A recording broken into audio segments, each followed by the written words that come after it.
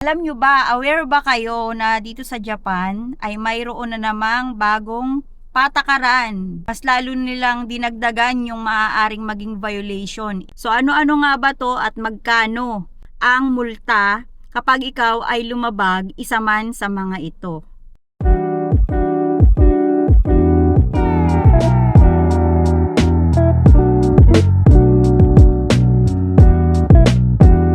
Good evening guys! Nakatapos lang ng aking work. Today is Friday and ako lang ang pumasok ngayon. Yan, dapat may lakad kami kaninang morning. So, hindi yun natuloy kasi malakas yung ulan. So, ayan.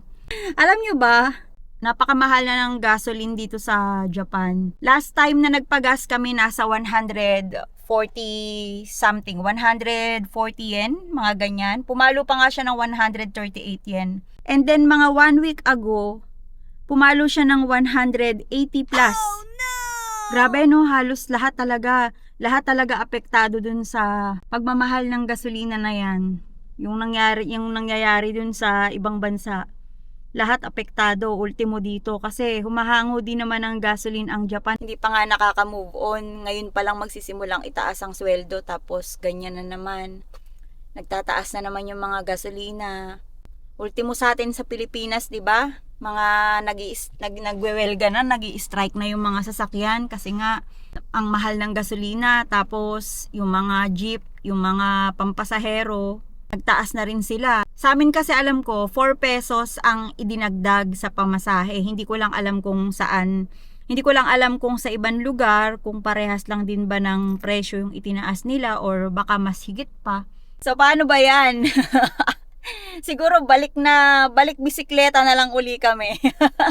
Pag nag-continuous yung pagtataas na yan, siguro mapipilitan kaming magbalik bisikleta. Kasi yan dati yan, pag pumapasok kami sa trabaho, nagbabike lang kami. Tapos ayun na.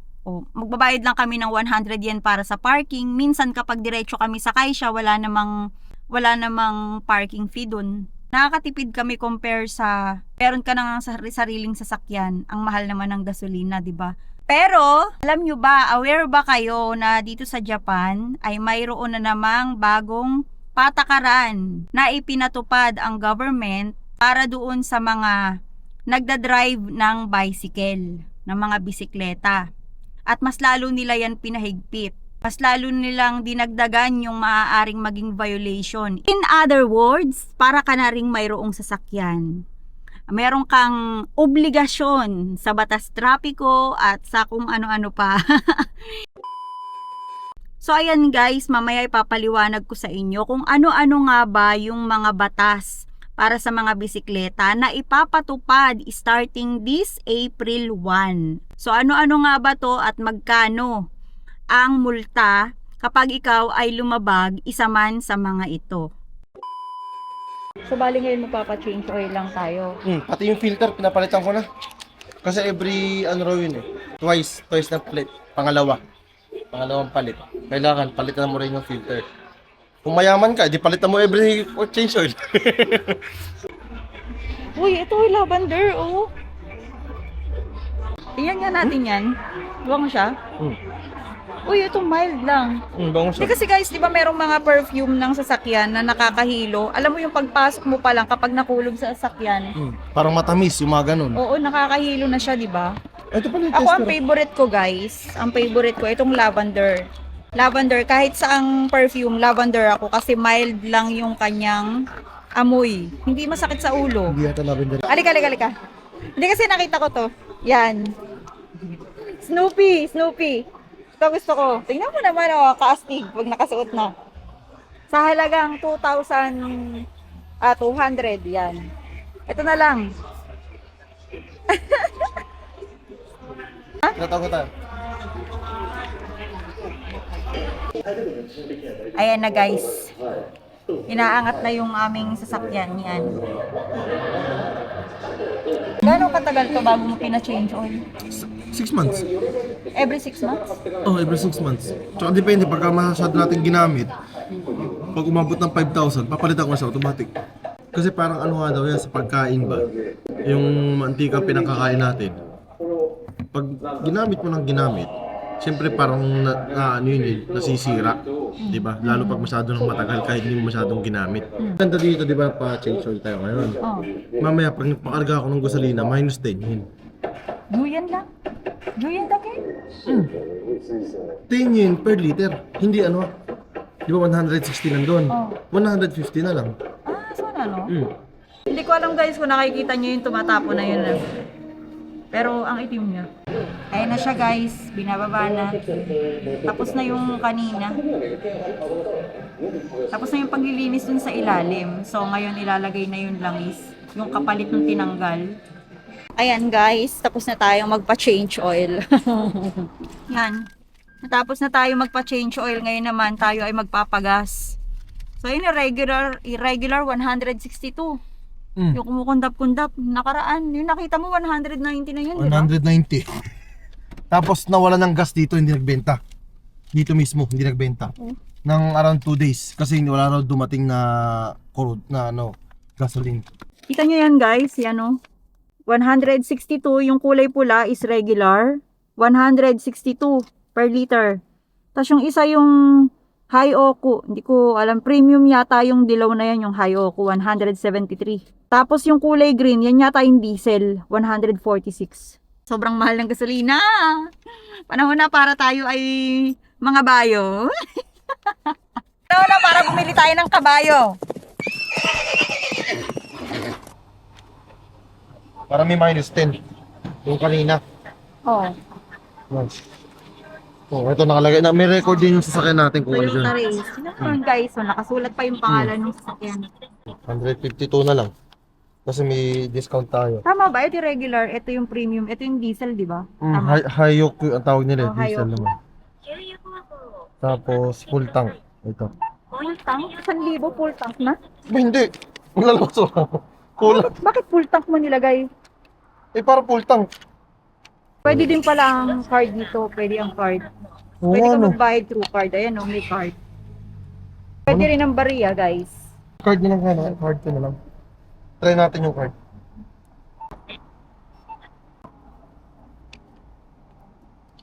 Hindi niya alam na pwede palang gamitin yung credit card, so ginamit niya yung card niya. Eto kayo naman dito guys, sa Japan, alam nyo, hindi lang cash ang pwede mong gamitin sa mga ganitong gasoline station. So hindi ko naman nila lahat dahil hindi naman lahat ng gas station ay tumatanggap ng card.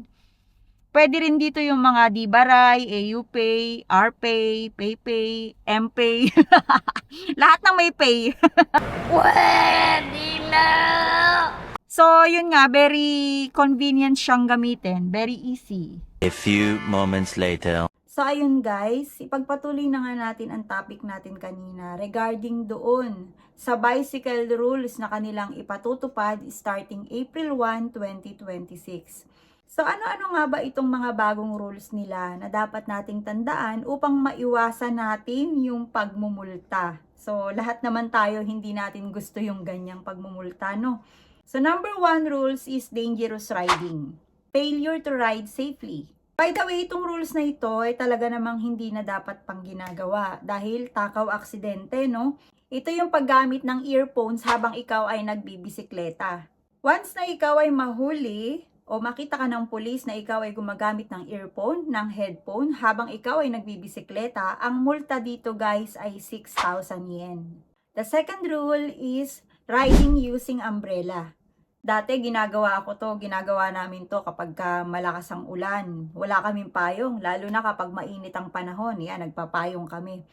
So that was before nung kami ay pumapasok pa sa work o nagpupunta kung saan-saan gamit ang bike.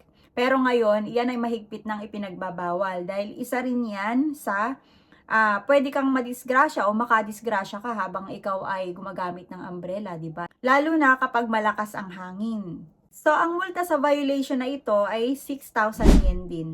Number 3 is yung pagdadrive ng bisikleta habang ikaw ay may kasabay. Kunyari, yan, partner mo, nagmamaneho kayo at the same road ng sabay, iyon ay isa ring uri ng violation. At ang bayad sa violation na yan ay nagkakahalaga ng 3,000 yen. So, yung pang-apat guys ay yung pagmamaneho ng bisikleta nang ikaw ay may kaangkas. Actually, wala naman ako nakikitang ganyan dito sa Japan na nag-aangkas habang nagbibisikleta. Parang kami lang yata yung hindi, dati kasi kailangan namin makapasok ng work agad. So isa lang yung bike namin. Ang ginagawa ng asawa ko, inaangkas niya ako sa likod. Pero that was before. Sobrang tagal na siya, as in year ago na. Yang kasing style na yan sa Pinas, pwede nating gawin yan guys. Pero dito sa Japan, iyan ay may multa na nagkakahalaga ng 3,000 yen o 3,000 yen once na ikaw ay nahuli. So the number 5 rules is nagmamaneho ka ng walang ilaw ang iyong bisikleta.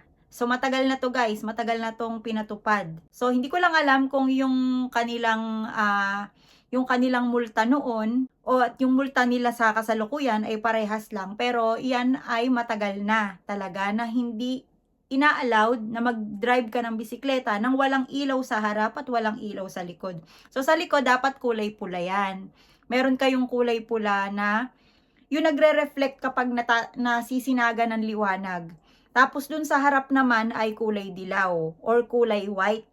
Yan yung tamang ilaw para sa bisikleta. Yan, lalong-lalo na dun sa mga bago lang dito sa Japan. Kailangan yung malaman to para maiwasan na kayo ay mahuli at makapagbayad ng multa. Kasi sayang guys. So ang multa dito sa pagbibisikleta ng walang ilaw ay nagkakahalaga ng 5,000 yen o kalahating lapad. Eto pa, maraming gumagawa nito, ha? Hindi lang ito sa mga foreigners, but doon sa mga Hapon na pasaway. Kasi marami talagang Japanese na pasaway. Alam natin yan, no? Minsan sila rin naman ang lumalabag sa sarili nilang patakaran. So, ang isa pang pinagbabawal nila dito ay yung pagtawid o yung pagdiretso doon sa pedestrian lane habang ito ay nakakulay pula, naka-stop. No? Minsan kasi nakikita na nila na yung road na para dun sa mga sasakyan, sa mga kuruma talaga, malapit na siyang mag-go. Pero idinidiretso pa rin nila yon. Kaya nitong mga nakakaraan, marami talagang mga aksidente na nagaganap, lalong-lalo na sa pedestrian lane, mga nadadagit ng sasakyan, yung mga nagbabike, yung mga tumatawid, kasi marami din naman kasing pasaway talaga. So, ang multa sa rules na ito ay nagkakahalaga naman ng 6,000 yen. So, okay guys, another rules. Yung hindi paghinto o failing to stop at a designated stop location. So, yung hindi mo paghinto doon sa talagang lugar o marka na makikita mo na pwede kang mag-stop, no? Kasi dito sa Japan, may mga marka yung mga kalsada dyan or may mga karatula na nakasaad kung saan ka lang pwedeng huminto at kung saan bawal mag-stop. Pero may mga nakikita rin kami na hindi sumusunod dyan. So, ang multa para sa violation na ito, kung ikaw ay makakalabag, ito ay nagkakahalaga ng 5,000 yen. Another rules is ignoring traffic signals. Napaka-importante nito guys. Hindi lang ito para sa mga may sasakyan, para sa mga may kotse o para sa mga truck. Ito ay para din sa mga nagbibisikleta. So, napaka-importante nito kagaya ng sinabi ko kanina. Kapag nakita nyo naman na sisignal na yung yellow, wag na kayong tumuloy, no? Wag na sanang tumuloy yung iba kasi nga, delikado. So, ang multa sa paglabag na ito ay nagkakahalaga ng 6,000 yen. So, imagine that guys, kung i-convert mo yung mga violation fee. I-convert mo yan sa peso, napakalaking bagay na yan guys. Imagine that yung 5,000 yen mo or yung 6,000 yen mo, kung 1,000 yen ang per oras mo sa trabaho, iyan ay 6 na oras mong pinagtatrabahuhan. Tapos kung makakalabag ka sa batas dahil ikaw ay pasaway o matigas ang iyong ulo, mauwi lang sa walayang pinagpapaguran mo. So another rules, riding with faulty brakes.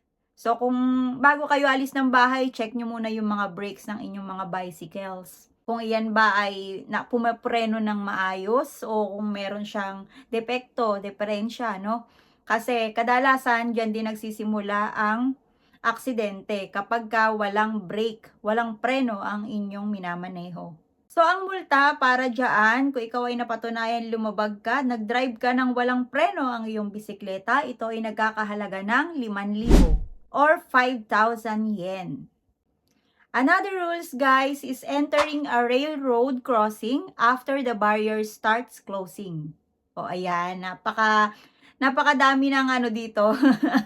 May mga gumagawa din ito, lalo-lalo na kahit na hindi siya nakabike, naglalakad, tapos makikita nila, teng, teng, teng, teng, bababa na yung railroad crossing, yung bang barrier ba, kapag may dadaan na tren. Tatakbo pa rin yan, pipilit pa rin yan.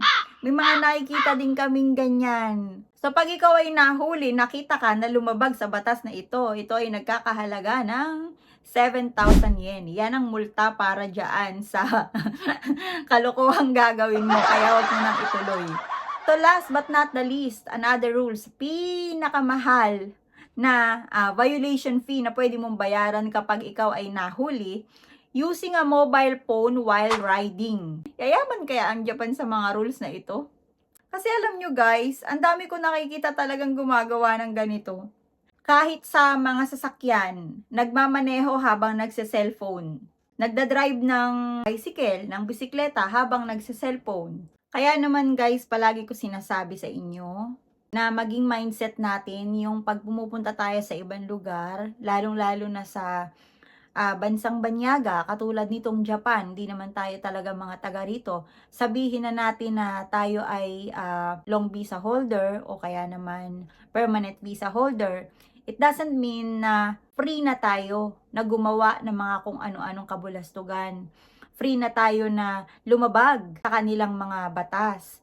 Yung masyado nang malakas yung loob natin para tayo ay magpa-easy-easy. You know? Kahit pabali-balik ta rin ang mundo, tayo ay hindi taga rito. Kahit pasabihin natin na may anak tayong Hapon, tayo ay hindi pa rin taga rito. So much better kung susunod tayo sa kanilang mga patakaran para maiwasan. Dahil ang pagkakamali ng isang foreigner ay pagkakamali ng lahat.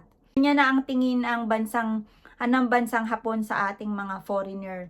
So dapat iwasan natin yung mga bagay na alam nating ikasisira ng bawat isa.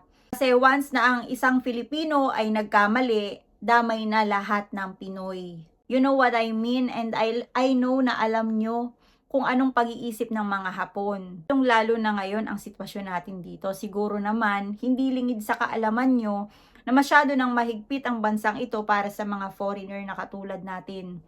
So kung nagtataas ang mga bilihin, ng mga gasolina at mga kung ano-ano pa, iwasan natin makagawa ng violation, ha? So ayun lang guys, I hope nagustuhan nyo ang topic natin for today. At kung nagustuhan mo ang video na ito, please like, share, and subscribe to my YouTube channel. And don't forget to click the bell button para updated ka sa mga bago kong upload. Thank you so much!